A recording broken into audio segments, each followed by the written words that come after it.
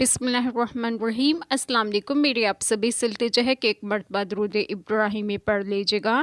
بسم اللہ الرحمن الرحیم۔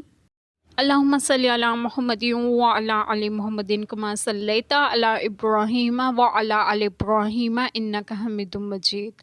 اللہم بارک علی محمد وعلی آل محمد کما بارکت علی ابراہیم وعلی آل ابراہیم انک حمید مجید۔ بسم اللہ الرحمن الرحیم۔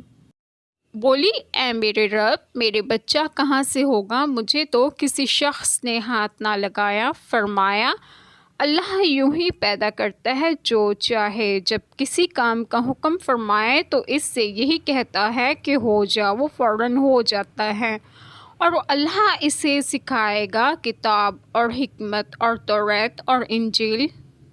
بسم اللہ الرحمن الرحیم۔ آج جو بات آپ لوگوں سے ڈسکس کروں گی وہ یہ ہے کہ چنانچہ حضرت علی رضی اللہ عنہما سے روایت ہے کہ جب اللہ تعالیٰ کسی چیز کے وجود کا ارادہ کر لیتا ہے تو اس سے فرماتا ہے ہو جا، پس وہ ہو جاتا ہے۔ یہ نہ کسی ایسی آواز سے ہوتا ہے جو بولی جائے اور نہ کسی ایسی صدا سے جو سنائی دے، اور اللہ کا کلام تو بس اس کا فضل ہے اور اس کی ایجاد ہے۔ حضرت مریم علیہ السلام نے اللہ تعالیٰ سے فرمایا مجھے بچہ کس طرح عطا ہوگا، نکاح سے یا یوں ہی بغیر مرد کے؟ اور اس آیت کریمہ میں ہے کہ اللہ تعالیٰ اسے سکھائے گا کتاب اور حکمت اور توریت اور انجیل۔